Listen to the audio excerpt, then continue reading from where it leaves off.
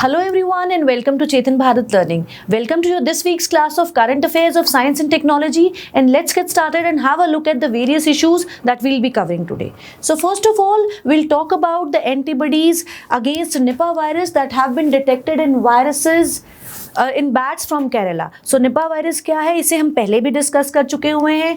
आज की न्यूज़ में हम बात करेंगे इन एंटीबॉडीज की जो कि डिटेक्ट की गई हैं इन बैट्स के अंदर. Then we'll talk about the global road map to defeat meningitis by 2030 that has been laid down by WHO. So इस रोड मैप में क्या गाइडलाइंस दी गई हैं, इस चीज़ को डिस्कस करेंगे. Then we'll talk about the Indian scientists develop reactor for cost-effective production of hydrogen using sunlight and water. जहाँ हम by 2047 ये चाहते हैं कि India become self-reliant in energy production, वहाँ पर ये एक step बहुत ही important है. So we'll look into this particular step where a reactor has been developed, right? Then I'll talk about the new eel species discovered in Mumbai well. ये new eel species क्या है and why are they so important to India, right? Then I'll talk about Landsat 9 by NASA. इसके बाद हम बात करेंगे anti malarial drug resistance की. Then we'll move on to the National Action Plan for Dog Mediated Rabies Elimination. So 28th September, that is regarded as the World Rabies Day. उसके लिए उस दिन नेशनल प्लान दिया गया for Dog Mediated Rabies Elimination. So ये plan क्या है, इसके बारे में बात करेंगे. Then we'll talk about Akash Prime missile that has been successfully tested by DRDO. सो खास कैरेक्टर क्या है इस आकाश प्राइम मिसाइल के, इस बारे में बात करेंगे. In the end will talk about Judima rice wine. So Assam की जोदिमार राइस वाइन को GI टैग मिल गया है. So what is this Judima rice wine, कैसे बनती है, इस बारे में बात करेंगे. So without wasting much of time, let me start with the first news, which is antibodies against Nipah virus have been detected in bats from Kerala. So the antibodies, that is IgG antibodies, if you remember, antibodies have a double chain structure. So IgG antibodies bats के अंदर पाई गई हैं. और Nipah virus के अगर बारे में हम बात करें, हम पहले भी इसे डिस्कस कर चुके हुए हैं. इसका रिजर्वायर होता है the fruit bats. So Nipah virus का आउटब्रेक केरला में रिपोर्ट किया गया. कुछ केसेस रिपोर्ट किए गए from Kozhikode district in Kerala. अब वहीं पर इन्हीं बैट्स के अंदर by the national institute virology Pune ने डिटेक्ट किए हैं एंटीबॉडीज़. सो ये एंटीबॉडीज़ हेल्प करेंगे हमें टू अंडरस्टैंड दिस डिजीज़. और ख़ासकर इम्पॉर्टेंट इसलिए है क्योंकि इंडिया में निपा के ऑलरेडी 4 आउटब्रेक्स हो चुके हुए हैं. And they have the fertility rates from 65% to 100%. हमारे पास इसके लिए कोई मेडिसिन नहीं है और मोस्ट रीसेंट आउटब्रेक 2018 में था. सो कुछ केसेस इफ यू रिमेंबर हमने पिछले वीक में डिस्कस किए थे, कोझिकोड डिस्ट्रिक्ट में पाए गए हैं. So now antibodies have been detected against this virus in the bats as well. So scientist generally want to study this antibodies ताकि इस डिजीज को और बेहतर तरीके से कम्बैट किया जा सके, right. So this Nipah virus is considered basically dangerous because इसके लिए कोई मेडिसिन या वैक्सीन अवेलेबल नहीं है. डेथ रेट बहुत ज़्यादा है. जहाँ हम कोविड-19 की बात करते हैं वहाँ डेथ रेट सिर्फ 1 to 2% है, और इस निपा वायरस के लिए it is about 65 to 100% death rate, right. So all the more important है, all the more dangerous disease है. एक निपा वायरस जूनोटिक वायरस है, जैसा हमने डिस्कस किया हुआ है. फ्रूट बैट्स के अंदर रेजर्वॉयर एग्जिस्ट करता है. So it is basically an RNA virus. It is a retrovirus where RNA is the genetic material and basically when it transmits to human beings, so ये affect करता है brain को. It causes encephalitis. सो हमारे cephalon यानी कि brain box में it causes inflammation and it is a fatal disease, right? Then I move on to the next important news, which is about the global roadmap to defeat meningitis by 2030. The first time any global strategy to tackle meningitis पहली बार ये strategy M की गई है and it aims to eliminate this epidemic of bacterial meningitis. So meningitis, if you remember, it is the inflammation of meninges, that is the membranes that cover the brain. Basically 3 membranes cover the brain: pia meter, dura meter and arachnoid meter. So in membranes, ये brain and spinal cord को ये meninges cover करती हैं. In meninges की inflammation is called meningitis. So basically this is caused due to a bacterial or a viral infection. So इस bacterial or viral infection से, खासकर bacterial infection से होने वाले meningitis को टैकल करने के लिए ये रोड मैप लाया गया है and this road map has given that guidelines where it will aim to achieve a high immunisation coverage. New affordable vaccines दी जाएंगी. There would be speedy diagnosis and treatment for patients. Although more important क्या है, data accumulate करना and to see that proper care and support is provided to the affected individuals. So meningitis क्या है? I hope you are knowing that this is an inflammation of the membranes that surround brain and spinal cord. Generally cause होता है bacterial and viral infection से, ठीक जी, and it is a fatal disease. brain को damage करता है and if it does not kill an individual, it leaves long lasting disabilities in an individual, right? So खास बात यहाँ पर एक और चीज़ जो आप ऐड करेंगे, that is the meningeal belt, African meningitis belt. So Saharan African में from Senegal to Ethiopia this special belt, क्योंकि यहाँ पर बहुत केसेस पाए जाते हैं निजीरी मेनिंजाइटिस के. सो निजीरी मेनिंजाइटिस क्या है? Basically Neisseria meningitis is because of the infection, the meningitis has been caused due to the infection of Neisseria bacteria. So इसकी वजह से ये डिजीज़ है निजीरी मेनिंजाइटिस, जो कि इस बेल्ट में खास तौर पर फ्रॉम सेनेगल टू इथोपिया पाई जाती है. सो ये खास area of Africa is called as the African meningitis belt.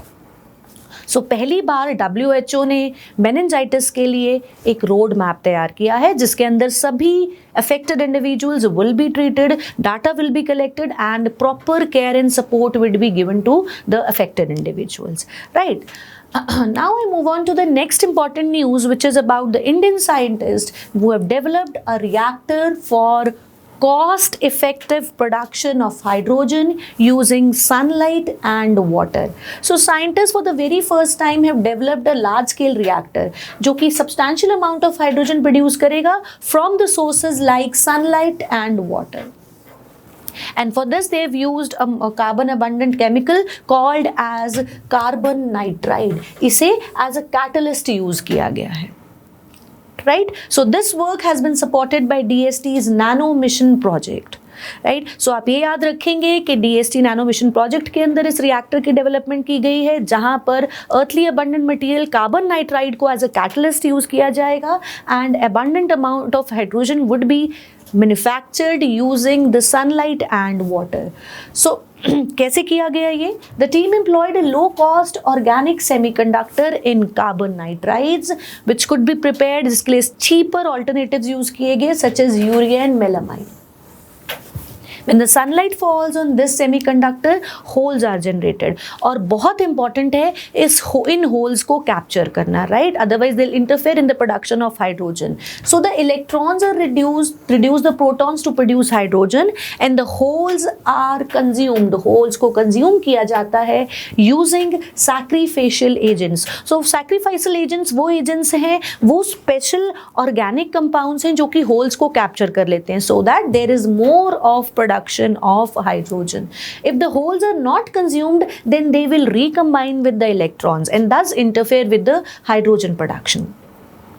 So this reactor is about 1 meter square and the photolith was coated in the form of panels where water flow is maintained. So ये पूरा panel जो है semiconductor का ये coat किया गया, carbon nitride इसमें catalyst use किया गया, right? So hydrogen, as we are well aware, it is the lightest and the first element of the periodic table और standard temperature pressure पे non-toxic है, odorless and tasteless gas जो कि highly combustible भी है. So hydrogen fuel basically is a zero emission fuel when burned with oxygen और हम इसे use कर सकते हैं in internal combustion engines as well. सो चाहते हम ये हैं, जैसा कि हमारे प्रधानमंत्री जी ने कहा, बाय 2047 हम इंडिया को बनाना चाहते हैं self reliant as far as energy demands are concerned. So energy demands को पूरा कर पाए हम, उसके लिए जोर दिया जा रहा है ग्रीन फ्यूल पर, यानी कि हाइड्रोजन पर। Right, so India has set a target of 450 gigawatts of renewable energy by 2030. Right, और इसी मिशन को एक्सेलरेट करने के लिए ये एक पहला स्टेप है। So hydrogen is regarded as a clean fuel because the only byproduct or emission that results from the usage of this hydrogen fuel is water. So it's absolutely a clean fuel which could be considered for the future development of internal combustion engines में भी इसे use किया जा सके, domestic production में use किया जा सके and commercially भी, राइट। बट इन्हें यूज़ करने के लिए अभी भी हमें कुछ चैलेंजेस फेस करने पड़ रहे हैं, राइट। सो हाइड्रोजन की अगर हम पोटेंशियल एप्लीकेशंस की बात करें, यूज़ की बात करें, तो सबसे पहला इंपॉर्टेंट बेनिफिट तो यही है कि it is a cleaner fuel, right? So it serves as a fuel for internal combustion engine also, and the energy produced by just 1 kilogram of hydrogen gas is the same that is produced by 1 gallon of gasoline. So obviously more efficient and a cleaner fuel, right. But जैसा मैंने कहा, challenges जो India face कर रहा है in the development of this particular, in the use of this particular hydrogen fuel, वो हैं the economic sustainability of extracting green and blue hydrogen. बहुत ज़्यादा हाई कॉस्ट है for the extraction of the hydrogen, and the technology used in the production and use of hydrogen, ये भी बहुत developing stage में है, नेसेंट स्टेज में है, and that is expensive too. So maintenance cost of such fuel cells post completion of a plant would be much more. So costly है, nascent stage पर अभी काम चल रहा है, and a lot of R&D is required, and which requires a mammoth investment. So ये कुछ challenges हैं which will be overcome, and hopefully by 2047 we will be energy independent. ठीक है जी।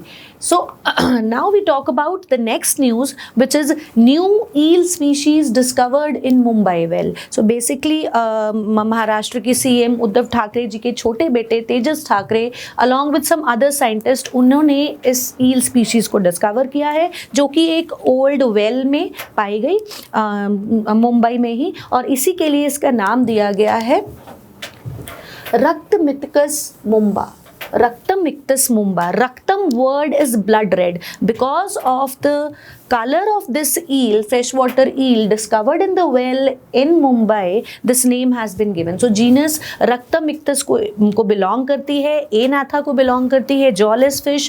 It is a blind fish, right? Blind teleost fish है, and it has jaws in the forward direction. This particular eel species is endemic to India. Indian Western Ghats में and North Eastern regions में कुछ पाई जाती है. So just remember the name of this newly discovered eel, that is Raktam ictus mumba. Discovered from Mumbai, right? Mumbai में एक well से इसे पता है। तो 2018 में कुछ इसकी स्पीशीज देखी गई थी, बट कंफर्मेशन इसकी अब हुई है। Now it has been given a new name, that is रक्तम इक्तस मुंबा, right? नाम इसलिए रक्तम इक्तस because of the red color of this particular eel fish. Now I move on to the next news, that is Landsat 9. Landsat 9, an Earth monitoring satellite launched by NASA. So it's a joint mission of NASA and US Geological Survey. So as the name suggests, Earth monitoring satellite है, so ये monitor करेगी Earth को. It is much more advanced satellite of its generation, ज़्यादा color shades provide करेगी. The instruments aboard Landsat 9 include the operational land imager 2 and thermal infrared sensor 2, जिसका काम होगा different wavelengths of light reflected from the earth surface को capture करना, and then they will give a brighter and a more colourful image. So obviously इसका use कहाँ किया जाएगा? इसका यूज़ किया जाएगा अर्थ के टोपोग्राफिकल फीचर्स को पढ़ने के लिए, फॉरेस्ट को पढ़ने के लिए, वाटर रिजर्वॉयर्स को पढ़ने के लिए. So if a forest is affected by drought, images जो हैं वो रिसर्चर्स के पास पहुंच जाएंगी, and they will be able to decode the risk associated with this particular drought. Then during a wildlife fair, the Landsat can capture the images and send it to the concerned scientists and all, and these satellite images will help the experts to act accordingly, right? So Landsat 9 के images हमें discover करने में help करेंगी, जो water bodies में change आ रहे हैं due to algal blooms उन्हें भी कैप्चर कर पाएंगे, बिकॉज ब्राइटर कलर शेड्स हैं, डिफरेंट स्पेक्ट्रम ऑफ वेवलेंथ को जो एमिटेड हैं फ्रॉम अर्थ सरफेस उन्हें कैप्चर करेगा. So Landsat 9 basically an earth observation satellite NASA और यूएस जियोलॉजिकल सर्वे का एक joint venture, right. Then I'll move on to anti-malarial drug resistance. So recent years में anti-malarial drug which is artemisinin, जो कि first choice होती है to treat malaria caused by plasmodium falciparum. So plasmodium vivax, plasmodium malariae, इनसे malaria होता है. Out of these plasmodium falciparum it is the most deadliest protozoan, जिसकी वजह से ये डिजीज़ होती है मलेरिया. सो इसके लिए जो मेडिसिन यूज़ की जाती है artemisinin based combination along with the other drugs. Now there are mutant varieties developed against this particular anti-malarial drug, which is a cause of concern, जो कि हमारे already present treatments को fail कर रही है, right? So recent study has described the presence of 2 mutations responsible for artemisinin resistance in northern Uganda. The scientists need to work upon that. So malarial endemic countries including India artemisinin based medicines को first choice मानते हैं to treat malaria treatment, especially against Plasmodium falciparum, which is the deadliest one.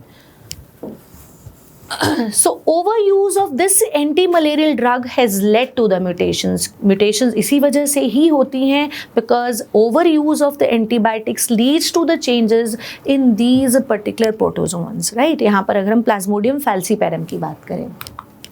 So what needs to be done now? The time has come to carry out molecular malaria surveillance.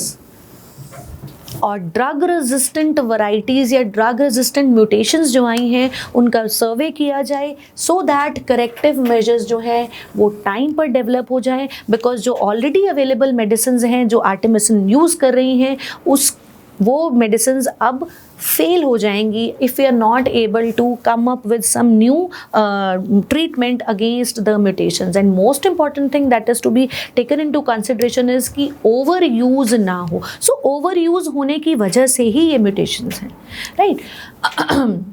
Next news, we'll talk about the National Action Plan for Dog-Mediated Rabies Elimination. On 28th of September, जो कि World Rabies Day है, उस दिन ये plan दिया गया by the National Center for Disease Control. This has drafted this plan in consultation with the Ministry of Fisheries, Animal Husbandry and Dairy. ठीक जी. तो 28 सितंबर आप याद रखेंगे वर्ल्ड रेबीज़ डे, उसके लिए नेशनल प्लान है. और इस नेशनल प्लान में हम यही चाहते हैं कि रेबीज़ जो है, जो कि एक बहुत बड़ा किलर है when it comes to Indian community, यहाँ पर बहुत सारी डेथ्स रिपोर्ट होती हैं due to the dog bite. और 99% जो है वो रेबीज़ के केस ह्यूमन बींग्स में फ्रॉम द रैबिट डॉग आते हैं. Apart from that the other animals which carry this virus are bats, raccoons, skunks and foxes. So rabies virus जो है it basically affects the central nervous system. और proper care ना मिलने पर it can even cause the death of the individual. And proper care और vaccination देने से, by vaccinating pets, staying away from the wildlife and seeking medical care after potential exposure must be there. और generally exposure होता क्या है, जब हम bite या कोई स्क्रैच करता है हमें कोई rabid animal, so through a broken skin or a mucous membrane in the eyes, nose or mouth, saliva जब कंटैक्ट में आता है, this virus enters the humans and affects their central nervous system, right? Then we'll talk about the successful test of Akash Prime missile by DRDO. So DRDO की आकाश prime missile जो कि existing Akash missile से different है, it is equipped with an indigenous active radio frequency seeker, जिससे improved accuracy है और more reliable है. So on its first maiden flight this has improved and this was used to target an aerial target which was mimicking an enemy aircraft. So खास बात जो आप याद रखेंगे, Akash prime missile equipped with indigenous active radio frequency seeker. So advanced improvement है of the already existing Akash missile. Next we'll move on to Assam's Dimasa's Judima rice wine. So what is Judima rice wine? जिसे finally एक GI tag मिल गया है, geographical indication tag, जो एक specific चीज़ को दिया जाता है क्योंकि उसमें वो स्पेसिफिक प्रॉपर्टीज़ है बिकॉज ऑफ बीइंग ग्रोन और found in that particular area. So right, यहाँ पर हम एक वाइन की बात कर रहे हैं. Ju means wine and Dima means belonging to Dimasa. So Assam की दिमासा कम्युनिटी जो है वो ये ड्रिंक बनाती है, pale yellowish drink which is made from rice. 3 different varieties of rice use किए जाते हैं by them, that is sol rice, red और white bora, and then there is non bora rice, और सबसे important है इसमें bearing rice जिसे specially grow किया जाता है for this Judima by the jhum style cultivation. ठीक है जी, जूम कल्टिवेशन से ग्रो किया जाता है and this bearing rice is cultivated for Judima. So Judima वहाँ के लोगों के लिए बहुत इंपॉर्टेंट है. उनके कोई भी ओकेजन्स हों, बर्थ्स हों, even to mourn or death और कोई सेरेमनीज हों, सो उस पर ये जुदिमा ज़रूर होती है. It has got specific characters which are found only in that particular bearing rice. Right, so that's all for this week's current affairs of science and technology. I will see you next week. Until then, bye.